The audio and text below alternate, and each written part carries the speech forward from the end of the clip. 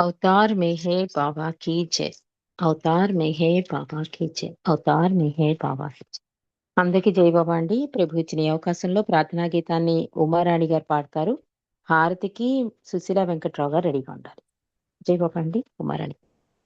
जय बाबा। अवतार मेहर बाबा की जय।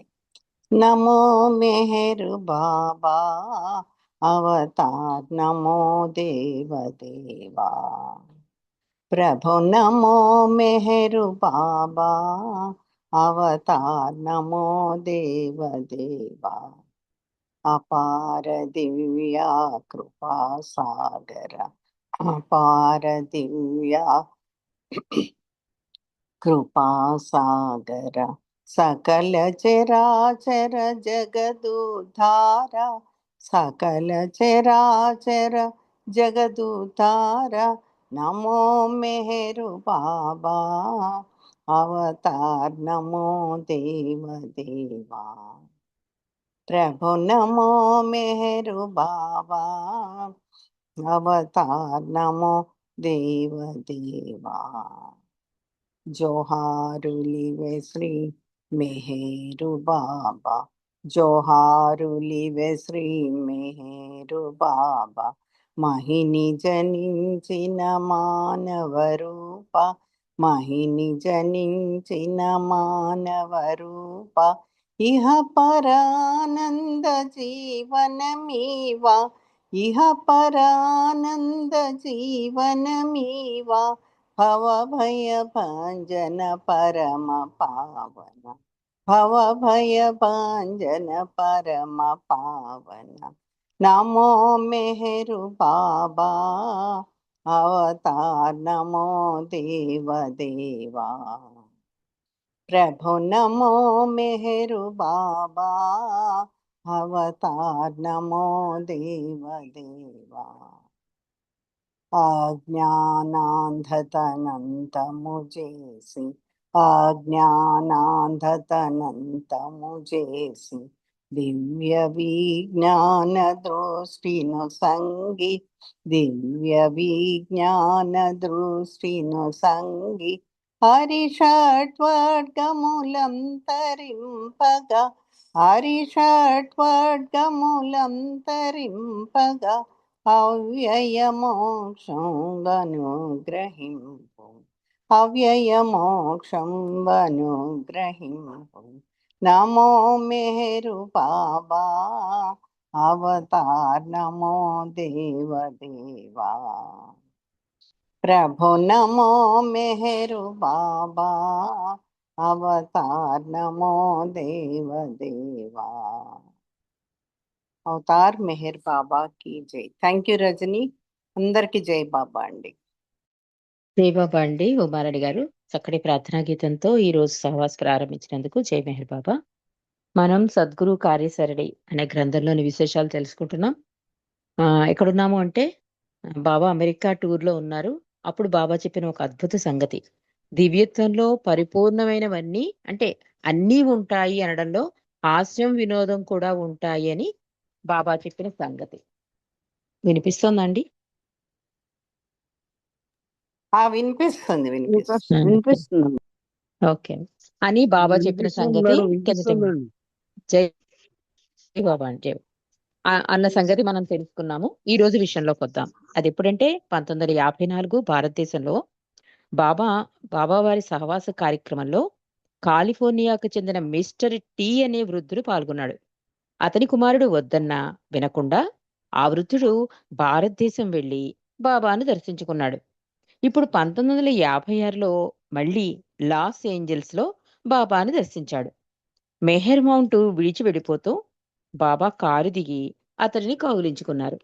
బాబా అమెరికా విడిచిపెట్టిన కొద్ది రోజులకు అతడు బాబాను గురించి అందరికీ తెలియజేయాలనే సదుద్దేశంతో $50 ఒక పెద్ద హాలు అద్దెకి తీసుకుని సభను ఏర్పాటు చేశాడు. పత్రికల ద్వారా ఆహ్వానాలు కూడా ప్రకటించాడు. అయితే ఆ సభకు ఎవ్వరూ రాలేదు. అలాగే 2-3 సార్లు జరిగింది. చివరికి అతడు సూఫీ కేంద్రం వారి మీటింగ్ హాలులో సభ ఏర్పాటు చేశాడు. అక్కడికి కూడా ఎవ్వరూ రాలేదు. అతనికి బాబా మీద కోపం వచ్చింది. బాబా తన శక్తిని ఉపయోగించి సభకు ప్రజలు వచ్చేటట్లు ఎందుకు చేయలేదు అని కోపగించి బాబాను వదిలేశాడు. ఇలా ఉంటుంది మానవుల భక్తి అని చెప్తోంది జ్యూస్. వాడు అమెరికా వాడైనా, ఇండియన్ వాడైనా వాళ్ళు అనుకున్నది అయిపోవాలి. అలా జరగకపోతే బాబా చేసేయచ్చు కదా అంటారన్నమాట. 2, 3 సార్లు పెట్టాడు. ఆఖరికి సూఫీ హాల్‌లో పెట్టినా కూడా జనాలు రాలేదు. అంటే వాళ్ళకి అర్హత రాలేదు. ఇంకా రెడీగా లేరు అని అర్థం చేసుకోవాలి. ఇది బాబా యొక్క దివ్య ప్రణాళికలో భాగం అనుకోవాలి. అదేమనుకోలే.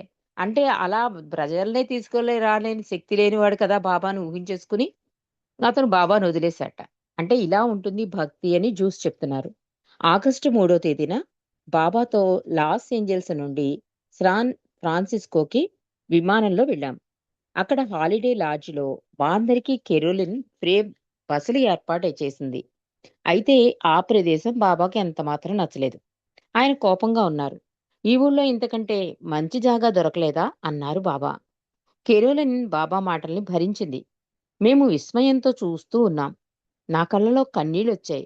ఇది నా పనితీరు అన్నట్లు బాబా నాకేసి చూశారు. వెంటనే ఎలిజబెత్ ఊరిలోని అనేక హోటళ్లకు ఫోన్లు చేసింది. ఎక్కడా ఖాళీలు లేవు. వచ్చే ఎన్నికల సందర్భంగా హోటళ్లన్నీ బుక్ అయిపోయాయి. ఇదంతా బాబా ఆడుతున్న లీల అనిపించింది నాకు. దీని ద్వారా బాబా ఆ ఊరి సంస్కారాలన్నీ కదిలించి వేస్తున్నట్లు, లేదా ఆ ఊరిని ఆవరించిన దుష్ట శక్తుల్ని తరిమేస్తున్నారు అనిపించింది అంటున్నారు జ్యూసు. బాబా ఒక కోపపడినా, హాస్యం చూపించినా ఏదైనా కూడా సర్వ ప్రపంచం యావత్ మానవాళి శ్రేయస్సు కోసమే చేస్తారు అన్నది మనకి ఈ చిన్న ఉద్దేశంలో అర్థమైపోతుందండి. ఆవిడ ఎంత బాగా రాశారో చూడండి. బాబా అలా అన్నా కళ్ళమ్మట నీళ్ళొచ్చినా మళ్ళీ వేరే మంచి మంచి హోటల్స్ కోసం ప్రయత్నం చేశారట. కానీ ఎక్కడ ఏ హోటలు ఖాళీ లేవు. ఎందుకంటే ఎలక్షన్స్. అది కూడా బాబా ప్రణాళికే. బాబా అలా కోప్పడ్డారు అంటే ఆ ఊరి సంస్కారాలు తీసుకుని ఉండొచ్చు.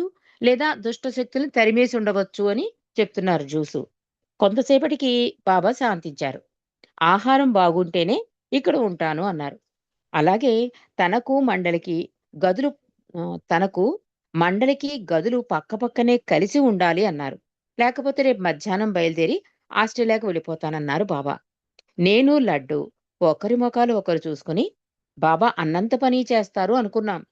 విమాన రిజర్వేషన్లు, కస్టమ్స్ అనుమతులు కూడా ఇంత తక్కువ వ్యవధిలో సంపాదించడం బాబాకు అసాధ్యం కాదు అని భావించాం. ఎందుకంటే వెళ్ళిపోతాను అంటే వెళ్ళిపోతారు. మనం అనుకుంటాం టికెట్లు దొరకక, రిజర్వేషన్స్ అవ్వదా. ఆయన ప్రణాళికలో ఇది కూడా ఒక భాగం కనుక అన్నీ అలా సెట్ అయిపోతాయి. అదే చెప్తోంది జ్యూస్ కూడా. అప్పటికప్పుడు ఆస్ట్రేలియా వెళ్ళిపోతానంటే ఎలా అవుతుంది? కానీ బాబాకి సాధ్యము అని చెప్తోంది. అన్నంత పని చేస్తారనుకున్నాము అని చెప్తుంది. ఆహ్, మరుసటి మధ్యాహ్నం లోపుగా బాబాకు అనువుగా ఉండే గదులు సమకూర్చగలిగాం. బాబాకు కావలసిన విధంగానే కిట్టి భోజనం ఏర్పాటు చేసింది. అయితే బాబా తినేదే తక్కువ. ఒకరోజు ఉదయం మండలి ఖరీదైన బ్రేక్‌ఫాస్ట్ తింటుంటే బాబా వారిని మందలించారు. ప్రపంచం తిండి లేక మలమలమాడుతుంటే మీకు ఇటువంటి తిండి అవసరమా అని చివాట్లు వేశారు బాబా. ఏర్పాట్లోని మా లోపాలన్నీ బాబా దయతో భరించారు. మధ్యాహ్నం భోజనాలయ్యాక శాన్ ఫ్రాన్సిస్కో నగరం చూడడానికి కారులో బయలుదేరాం. నేను బాబాతో లడ్విగ్ నడుపుతున్న కారులో ఉన్నాం. ప్రపంచంలోనే అతి వంకర టింకర రోడ్డు అని పేరుగాంచిన లంబార్డ్ స్ట్రీట్‌లో ఊగిపోయాడు. అంటే ఆ కారు అలా ఊగిపోయింట. అంత వంకలుగా ఉంటుంట రోడ్డు. లడ్డుకి 1952లో జరిగిన కారు ప్రమాదం గుర్తుంది. స్పీడ్‌గానే అయినా జాగ్రత్తగా కారు నడిపాడు. ఈ ప్రయాణంలో లడ్డు చెప్పిన అనుభవాలు కూడా మీకు తెలియజేస్తాను అంటున్నారు జ్యూసు. 1956 జూలైలో శాన్ ఫ్రాన్సిస్కోలో ఉన్నప్పుడు ఒక రోజున ఊళ్ళోని పర్యటనా స్థలాలను చూడడానికి వెళ్ళాం. లడ్డు చెప్తున్నాడు. ఒక బస్సుని అద్దెకి తీసుకున్నాం. కొందరు కార్లలో వెళ్ళాం. నేను నడిపిన కారులో బాబాతో పాటు ఎరిచి, డాక్టర్ నీలు, నా కుమార్తె ముర్షిదా జ్యూసు ఉన్నారు. జోసెఫ్ హర్బు అతని భార్య వేరే కారులో కూర్చున్నారు. హాలిడే లాడ్జి నుండి బయలుదేరి బాన్సెస్ ఎవెన్యూ, గ్రాండ్ ఎవెన్యూలు గుండా చైనా టౌన్, అక్కడి నుండి టెలిగ్రాఫ్ హిల్ చేరుకున్నాం. అక్కడ వాతావరణం చాలా బాగుంది. అక్కడి దృశ్యాలకు అందరూ ఆనందించారు. ఆ తర్వాత ప్రెసిడియో గుండా ల్యాండ్ ఎండ్స్‌కు వెళ్ళాలనుకున్నాం. ఏ కారణం చేతైనా బస్సు దారి మారిపోతే సరిగ్గా 4 గంటలకు ల్యాండ్ ఎండ్స్ పార్కింగ్ దగ్గర మమ్మల్ని కలుసుకోమని బస్సు డ్రైవర్‌కి చెప్పాను. బస్సు మా వెనకాల నెమ్మదిగా వస్తోంది. అప్పుడు టైము 3:30 టెలిగ్రాఫ్ హిల్ దిగి వస్తుంటే బాబాకు ప్రపంచంలోకెల్లా అతి ఎక్కువ వంకర్ల వీధి గుండా తీసుకువద్దామనుకున్నా. అయితే వెనకాల వచ్చే బస్సు వేరే మార్గంలోకి మళ్ళింది. మాకు కనిపించలేదు. అందుచేత ప్రిసీడియో రోడ్డు మీదకు కారు పోనిచ్చా. అంటే ముందే చెప్పేసింది డ్రైవర్కి. కానీ అనుకోకుండా ఈ వంకర వంకరగా ఉన్న దారి గుండా తీసుకెళ్దాం అనుకుంది బాబాని, కొంచెం సరదాగా ఉంటుందని. కానీ ఆ బస్సు అందులోకి రాకపోవడం వల్ల ఆ బస్సు మాకు కనిపించలేదు అని చెప్తున్నారు. ప్యారెట్ గ్రౌండ్ దగ్గర చేరేటప్పటికి 4 గంటలకల్లా హోటల్కు చేరాలని బాబా అంటున్నారని ఎరిచి చెప్పాడు. అప్పుడు టైం 3:45 నేను బాబాతో 4 గంటలకు ల్యాండ్ ఎండ్ దగ్గర బస్సును కలుస్తానని చెప్పాను. అందుకు 4 గంటలకు బస్సును కలుసుకుని 4:30కి హోటల్కి చేరుకోవడమో, లేదా ముందుగా బాబాను హోటల్లో దించి ఆ తర్వాత ల్యాండ్ ఎండ్కి వెళ్లి బస్సును కలవడమో జరగాలి. అలా అయితే 3 గంటలకు ల్యాండ్ ఎండ్లో బస్సును కలవడానికి కుదరదు. అందరూ కంగారు చెందుతారు. ఏం చెయ్యాలో తోచలేదు. మరి అప్పట్లో కమ్యూనికేషన్ లేదు. మాటే. ఆ మాట మీద చెప్పేయడం, ఆ మాట మీద నిలబడిపోవాలి తప్ప, మళ్ళీ ప్రోగ్రామ్ మారితే అంతా అప్సెట్ అయిపోతుంది కదా! అందుకని జ్యూస్ కంగారు పడుతోంది. బాబా ఏమంటున్నారు, 4 గంటలకల్లా వెళ్ళిపోవాలి అంటున్నారు. కానీ 4:30కి వెళితే బావుంటుంది బాబా. 4 గంటకి ఆ బస్సు వాళ్ళని కూడా కలుసుకుంటాం. ఏకంగా 4:30కి వెళ్ళిపోదాం. లేదా మీకిష్టం లేకపోతే మిమ్మల్ని ముందు దించేస్తాను. ఆ తర్వాత వెళ్లి బస్సును కలుస్తాను అని చెప్తోంది. అదే బాబాకి చెప్పాను. ముందు బస్సుని పట్టుకో, 4 గంటల లోపల తిరిగి రావాలి అని చెప్పారు. అదెలా సాధ్యం అని మదన పడుతుంటే మాకు ఎదురు లేన్‌లోంచి వస్తున్న జోసెఫ్ హర్వ్ కనిపించాడు. అతన్ని ఆపాను. అతను కూడా బస్సుని చూడలేదు. అతడిని అక్కడే ఉండి బస్సుని ఆపమని చెప్పి ల్యాండ్స్ ఎండ్‌కి బయలుదేరా. ఇంతలో ముర్షిదా జ్యూసు బస్సుని చూసింది. అంటే ఇదంతా కూడా లడ్డు చెప్తున్నాడు. వెంటనే నేను యూటర్న్ తీసుకుని బస్సుని ఆపాను. మేమందరం తిరిగి జోసెఫ్ హర్బ్ ఉన్న చోటుకి వచ్చి సరిగ్గా 4 గంటలకు బాబా కోరినట్లు హాలిడే లాడ్జిని చేరుకున్నాం. అంటే గురువు ఏం చెప్పినా కూడా దానికి పరిపూర్ణ విధేయత చూపిస్తూ దాన్ని ఫాలో అయితే కనుక అన్ని సుగమనం అయిపోతాయండి. ఏ మార్గమైనా సరే మనం గురువు చెప్పినట్లుగా చేసేస్తే కనుక. ఇక్కడ జ్యూస్ అంటే లడ్డు కంగారు పడ్డాడు కానీ ప్రయత్నం చేశాడు. లక్కీగా చూడండి జ్యూస్ కనిపించడం, ఆ రెండో కారులో ఉన్న జోసెఫ్ హర్ కనిపించడం, దాంతో తేలికైపోయింది. బాబా అనుకున్నట్టుగానే 4 గంటలకు చేరిపోయాం మేము అని చెప్తున్నారు. ఆ తర్వాత 406 సట్టర్ స్ట్రీట్‌లో ఉన్న సూఫీ సెంటర్‌కి వెళ్ళాం. బాబా మాకెదురుగా ఒక చిన్న కుర్చీలో కాలు మీద కాలేసుకుని కూర్చుని చెయ్యి పైకెత్తి చూపుడు వేలితో గంభీరంగా ఇలా చెప్పారు. నేను క్రీస్తు ప్రభువుని. అందులో సందేహం ఏమీ లేదు. నా మౌన విరమణ తర్వాత ఈ సంగతి ప్రపంచమంతా తెలుసుకుంటుంది అన్నారట బాబా. అంటే బాబా ఒక్కొక్కసారి సందేశం ఇస్తూ ఉండేవారు కదా! అలా ఇచ్చినప్పుడు ఫ్యామిలీ లెటర్స్‌లో సప్లిమెంటరీలో చెప్తున్నాను. ఫ్యామిలీ లెటర్స్‌లో మళ్ళీ చెప్పింట. బొంబాయిలోని saint Catherine's of Siena school principal father Anthony అనాథ బాలలకు సేవకు తన జీవితాన్ని అంకితం చేశాడు. బాబా ఆయనకు ఒక సందేశం ఇచ్చారు. ఏమనంటే, ఈ అనాథ బాలలకు సేవ చేయడం ద్వారా నీవు అందరి చేతను చివరకు స్వీయ శిష్యులచే పరిచయింపబడిన యేసు ప్రభువుకు సేవ చేసిన వాడవుతున్నావు అన్నట్టు బాబా. సిలువ పరిత్యాగానికి సంకేతం. అందుచేత పరిత్యతులకు సేవించడం అంటే అనాథలను సేవించడం అంటే యేసుని సేవించడమే. నిస్సందేహంగా నేనే ఆయను అని బాబా చెప్పిన సందేశాన్ని మణి ఫ్యామిలీ లెటర్స్ లో తెలియజేశారు. భగవంతుని విశ్వసించేవారు చాలా మంది ఉన్నారు. అయితే భగవంతుడు మానవుడవుతాడు లేదా మానవుడు భగవంతుడవుతాడు అనే విషయానికి వారు దిగ్భ్రాంతులవుతారు. మనం బాబా అవతారం వచ్చాకే మనకి భగవంతుడు మానవ రూపధారిగా వస్తాడు అని తెలిసిందండి. లేకపోతే మనకి తెలియదు అసల. అంటే వాళ్ళ ఆచరణ విధానాన్ని బట్టి భగవంతుడిగా గుర్తించేవారు. రాముడినైనా, కృష్ణుడినైనా కూడా భగవంతుని స్వరూపాలు అనేవారు. కానీ బాబా ఖచ్చితంగా చెప్పారు. భగవంతుడే మానవ రూపధారి అయి వచ్చిన అవతారాలు అని. అందుకని ఇక్కడ ఏం చెప్తున్నారు అంటే, భగవంతుని విశ్వసించేవారు చాలా మందే ఉన్నారు. అయితే భగవంతుడు మానవుడవుతాడు లేదా మానవుడు భగవంతుడవుతాడు అనే విషయానికి వారు దిగ్భ్రాంతులవుతున్నారు. ఉదాహరణకు క్రైస్తవ మిషనరీలు బాబా తాను అవతారుడనని ప్రకటించుకోవడం బాధ కలగజేస్తోంది అన్నారు. కొందరు మంచి నిజాయితీ పరులైన వారు కుష్ఠరోగులకు, దీనజనులకు సేవ చేస్తున్నారు. వారు బాబాను చాలా గౌరవిస్తూ ఉంటారు. అప్పుడప్పుడు బాబా కూడా డాక్టర్ గోహిర్ ద్వారా వారి సేవా సంస్థలకు విరాళాలు పంపిస్తూ ఉంటారు. ఒకసారి బాబా తాను దేవుడినని ప్రకటించిన కరపత్రాన్ని చూసి కొందరు క్రైస్తవ మిషనరీలు బాబా పంపిన విరాళాన్ని తిరిగి పంపించేశారు. బాబా తాను దేవుడిని అనడం మత విరుద్ధమైనదని వారు భావించారు. పైగా వారు విరాళాన్ని త్రిప్పి పంపిస్తూ వ్రాసిన లేఖలో వారు ఇలా అన్నారు: బాబాను క్షమించమని దేవుని ప్రార్థిస్తున్నామని రాశారు. బాబాని క్షమించమని దేవుని ప్రార్థిస్తున్నామని రాశారట విరాళాలు వెనక్కి పంపించేస్తూ. ఇది 1956లో జరిగిన సంఘటన. వారి ఉత్తరానికి బాబా ఇచ్చిన జవాబు కూడా మీకు తెలియజేస్తాను అంటున్నారు. అదేంటంటే వాళ్ళలో ఏంటంటే క్రిస్టియన్స్ లో బాబాని దేవుడిని నమ్మేవారు కాదు గాని ఆయన యొక్క దివ్య మంగళ స్వరూపం ఒక గౌరవ సూచికంగా ఉండేవారు. ఎప్పుడైతే బాబా ఈ గోహర్ ద్వారా లెటర్ రాసి విరాళం పంపించారో నేను దేవుడిని అని, దాంతో క్రైస్తవులకి నచ్చలేదు. ఆ విరాళాన్ని కూడా వెనక్కి పంపించేసి భగవంతుని మీ తరపున క్షమాపణ కోరుతున్నాను, క్షమించమని ప్రార్థిస్తున్నామని కూడా రాశారట.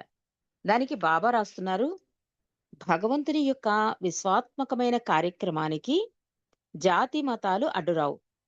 మంచి కార్యక్రమానికి మేము పంపిన కానుకను త్రిప్పి పంపినందుకు జాలిపడుతున్నాం, మెహర్ బాబా అని రాశారట. తాను భగవంతునని నమ్మమని ఎవరినీ ఎప్పుడూ బలవంతం చేయలేదు చెప్తోంది సోదరి మణిజ. బాబా ఎంత అద్భుతంగా సందేశం ఇచ్చారో చూడండి. మానవుడైతే అలా మాట్లాడ్డు, కానీ భగవంతుని మాటలు ఇలాగే ఉంటాయి. నిజంగా నీకు భగవంతుని మీద విశ్వాసం ఉంటే ఆయనకి అసలు జాతి మతాలు ఏమీ అడ్డురావు. కాబట్టి ఒక మంచి కార్యక్రమానికి పంపిస్తున్నారనైనా నువ్వు విరాళాలు స్వీకరించాలి.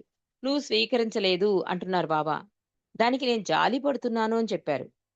ఇక్కడ మెహర్ బాబా తాను భగవంతునని నమ్మమని ఎవరినీ ఎప్పుడూ బలవంతం చేయలేదు.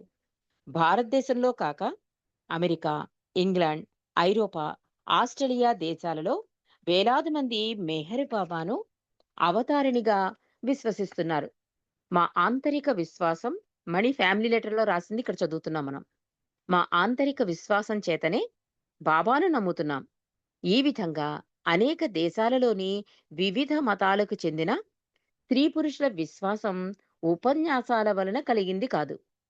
మెహర్ బాబా 1925 నుండి మౌనం వహించి ఉన్నారు. ఆయన అక్షర ఫలకం ద్వారా ఇచ్చిన సందేశంలో భగవంతుడు సర్వత్రా సర్వములోనూ, అంటే పాపుల్లోనూ పుణ్యాత్ముల్లోనూ సమానంగా ఉన్నాడు. ఏదో ఒక విధంగా అందరూ భగవంతులే అన్నారు మెహర్ బాబా. మేము యేసుప్రభుని భగవంతుని అవతారంగా విశ్వసిస్తాం. అదే విధంగా జొరాస్టరు, బుద్ధుడు, మహమ్మదు, రాముడు అందరినీ వారి అను అనుయాములు భగవదవతారమని విశ్వసిస్తారు.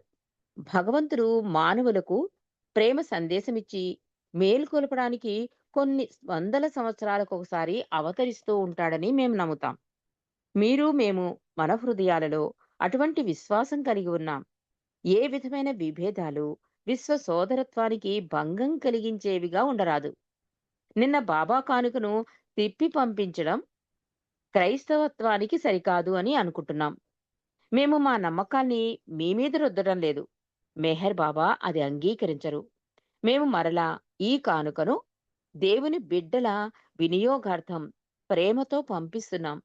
మీరు అంగీకరించినా సరే, లేదా తిరిగి పంపిస్తే మరొక సంస్థకు యేసు ప్రభువు సేవ కోసం పంపిస్తాం అని ఉత్తరం రాయించారు బాబా. వారు బాబా ప్రేమ ప్రసాదాన్ని స్వీకరించి మంచి జవాబు రాశారు. ఇదంతా కూడా ఫ్యామిలీ లెటర్లో మణి రాసింది జ్యూస్ మనకు తెలియజేస్తున్నారు. అందులో ఎలా రాశారంటే బాబా ఇంకా ఇలా రాశారట, దావేకన్నర్లో తెలియపరిచారట: ప్రతి వారు సంతోషంగా ఉండగలరు, అయితే కొందరు సంతోషంగాను కొందరు దుఃఖంలోనూ ఉంటున్నారు. నిరంతరం కోరికలతో ఉండే వారెప్పుడూ సంతోషంగా ఉండలేరు. కోరికతో పాటే దుఃఖం కూడా ఉంటుంది. తమ కోసం ఏ విధమైన కోరికలు లేనివారు సంతోషంగా ఉంటారు. ఎందుకో తెలుసా? వారు ఇతరుల సంతోషంగా ఉండాలని కోరుకుంటారు. అందరిలోనూ అన్నింటా ఉండే భగవంతుడు చర్చిల్లోనూ, మసీదుల్లోనూ, గుడులలోనూ చేసే పూజలను, ప్రార్థనలను వినడు. మీ హృదయంలోంచి వచ్చే వాణిని వింటాడు.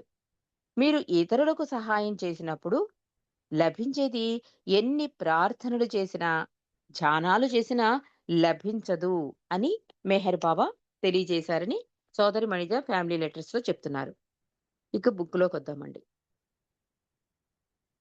హోటల్ చేరాక బాబా నన్ను, ఇరిచిని, డాక్టర్ నీలుని, లడ్డు డింపుల్ అతని భార్య బియా ఉన్న కాటేజీకి తీసుకెళ్లారు. లడ్డు జ్వరంతో బాధపడుతున్నాడు. జ్వరం తీవ్రంగా ఉంది. బాబా కాటేజీ చివరి మెట్టు మీద నిలిచి డాక్టర్ నీలుని లోపలికి పిలిచారు. నేను కూడా లోనికి వెళ్ళబోతుంటే చెయ్యి అడ్డు పెట్టి ఆపి, నాతో, నేను అతడిని రక్షించగలను, నిన్ను కూడా రక్షించగలను, కానీ నన్ను నేను రక్షించుకోలేను అన్నారు మెహర్ బాబా. లడ్డువికి ఒళ్ళంతా బాగా చెమటలు పడుతున్నాయి. అతని భార్య పొడి గుడ్డతో తుడుస్తోంది ఒళ్ళంతా. ఆమె చాలా విచారంగా ఉంది. లడ్డు బాబా పనుల్లో సాయం చేయలేకపోతున్నందుకు బాధపడుతున్నాడు. డాక్టర్ నీరు లడ్డుని పరీక్షించాక బాబాతో గుజరాతీలో ఏదో చెప్పాడు. బాబా బియాతో 3 రోజుల్లో అంతా బాగవుతుంది అని, అతనికి ఇవ్వాల్సిన ఆహారం గురించి వివరించారు బాబా. 3వ రోజుకి లడ్డు మామూలు మనిషి అయ్యాడు. బాబా చేసిన అద్భుతానికి మేము ఆశ్చర్యపోయాం. మరో పెద్ద ప్రమాదం నుండి లడ్డుని రక్షించడానికి తానే ఈ అనారోగ్యాన్ని కల్పించానని బాబా చెప్పారు. ఇది కర్మలను త్వరితంగా అనుభవింపజేసేందుకు గురువు చేసిన పనికి మంచి ఉదాహరణ. మరో మాటలో తల నుండి బరువును భుజాల మీదికి దించాడు అన్నమాట. అలా ఆయన పెద్ద ప్రమాదాల నుండి మనల్ని రక్షిస్తూ ఉంటారు. మనం ఇది కూడా చదువుకున్నాం. చార్లెస్ పద్దమ్మ ఎవరో చెప్తారు. ఆ బాబా తలం అంటే కళ్ళ వరకు రాణిస్తాడు గాని తల మునగనివ్వడు. అప్పుడు జుట్టు పట్టుకు లాగేస్తటండి పైకి. అంటే మన కర్మ ప్రకారం మనం అనుభవించవలసిన బాధలు ఈ జన్మలోనే అనుభవించేస్తే మళ్ళీ జన్మకి పునాది వేసుకోం. మనం అనుకుంటాం బాబాని ఇంతలా ప్రేమిస్తున్నాం, ఇంత ప్రార్థనలు, ఇన్ని సహవాసులు, ఇన్ని చేస్తున్నాం, మనకే ఎందుకు ఈ కష్టాలు అనుకుంటాం. అది మన ఆత్మ యొక్క ప్రయాణాన్ని బట్టి అది త్వరితగతిని చేస్తాడనమాట. స్పీడ్ చేస్తాడు. అలాగే ఈ లడ్డుకి కూడా చాలా పెద్ద ప్రమాదం ఉంది. దాన్నేం చేశాడు బాబా, చిన్న జ్వరంతో 3 రోజుల్లో సెట్ చేసేసాడు. అది అది బాబాయే స్వయంగా చెప్పారు. అంటే తల మీదున్న భారాన్ని భుజాలకి దించాడు అని మనం అంటే తేలికైపోతుంది కదా! తల మీదుంటే మొత్తం అంతా భారమనే అనిపిస్తుంది. అది భుజాల మీదకొచ్చిందనుకోండి కాస్త ఊపిరి పీల్చుకుందుకుంటుందనమాట. అలా అయింది బాబా పని అని చెప్తోంది. అలా ఆయన పెద్ద ప్రమాదాల నుండి మనల్ని రక్షిస్తూ ఉంటారు అని జ్యూస్ చెప్తున్నారు. అదేవిధంగా బాబా డింపుల్‌కి అంటే డింపుల్‌లో ఆర్థిక పరిస్థితిని కూడా చక్కదిద్దారు. లడ్డు స్వయంగా ఈ విషయం ఇలా తెలియజేశారు. నా భార్య బియా మా ఆర్థిక పరిస్థితిని బాబాకు తెలియజేసినట్టు చెప్పింది.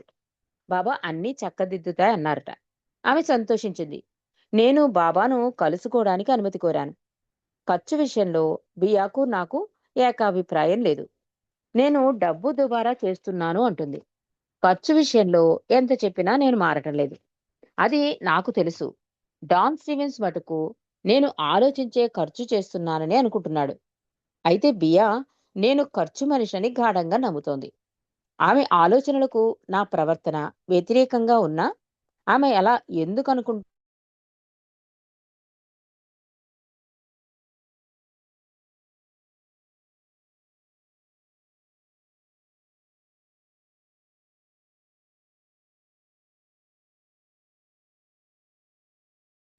అంటే మనం అనుకుంటాం కొన్ని కొన్ని విషయాలు మనదే కరెక్టు అనుకుంటాం. కానీ ఆయనకి అన్నీ తెలుసు కనుక ఎదుటివారి విషయంలో మనం ఎలా ఉన్నాము అన్నది కాకుండా బాబా మన విషయంలో ఏం ఫీల్ అవుతున్నారు, బాబా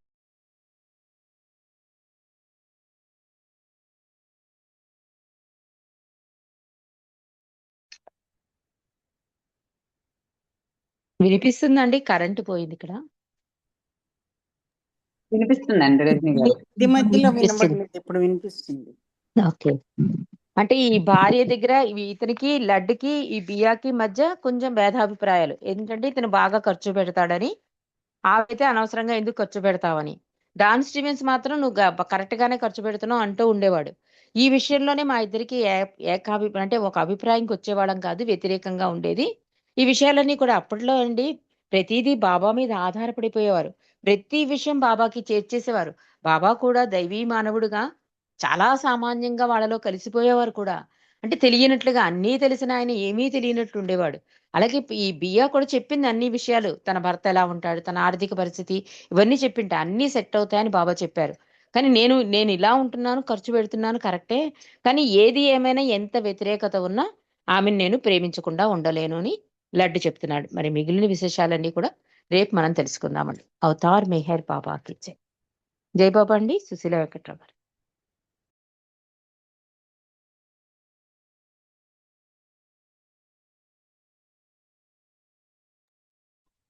జై బాబా.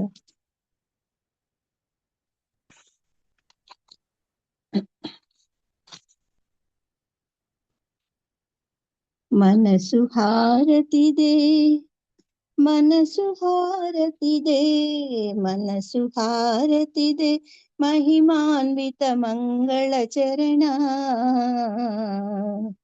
మేహరు బాబా ప్రేమమయా, నీవే మాకు సర్వమయా. మనసు హారతిదే, మనసు హారతిదే, శ్రీకరమౌని సుందర రూపం, శుభకరమౌ ఆనంద స్వరూపం. శ్రీకరమౌని సుందర రూపం, శుభకరమౌ ఆనంద స్వరూపం. విమల దయాగుణ ప్రేమ స్వరూపం, విమల దయాగుణ ప్రేమ స్వరూపం. నిరుపమ తేజో విలసిత సత్య స్వరూపం. మేహరు బాబా ప్రేమమయా, నీవే మాకు సర్వమయా. మనసు హారతిదే, మనసు హారతిదే, నీ సేవే మాకిహము పరము, నిన్ను సేవించే జన్మే ధన్యం. నీ సేవే మాకిహము పరము, నిన్ను సేవించే జన్మే ధన్యం. నీ చరణములే శరణం శరణం, నీ చరణములే శరణం శరణం. జీవిత పరమావధి నీ సన్నిధి కాదా. మేహరు బాబా ప్రేమమయా, నీవే మాకు సర్వమయా. మనసు హారతిదే, మనసు హారతిదే, మానస చోరా మదిగై కోరా, శాశ్వతమౌని దరిరా నీరా. అంజలితో మా మనసులు నీకు, అంజలితో మా మనసులు నీకు హారతి చేశాము నేడు మౌన స్వరూపా. మేహరు బాబా ప్రేమమయా, నీవే మాకు సర్వమయా. మనసు హారతిదే, మనసు హారతిదే, మనసు హారతిదే, మహిమాన్విత మంగళ చరణ మేహరు బాబా ప్రేమమయా, నీవే మాకు సర్వమయా. మనసు హారతిదే, మనసు హారతిదే. అవతార్ మెహర్ బాబాకి జై. జై బాబా మహారాజ్. అందరికీ జై బాబా అండి.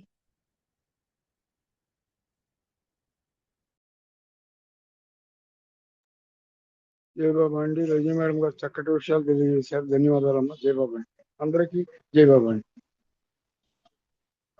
జై బాబా అండి. అందరికీ జై బాబా. జై బాబా, అందరికీ జై బాబా. జై మెహర్ బాబా.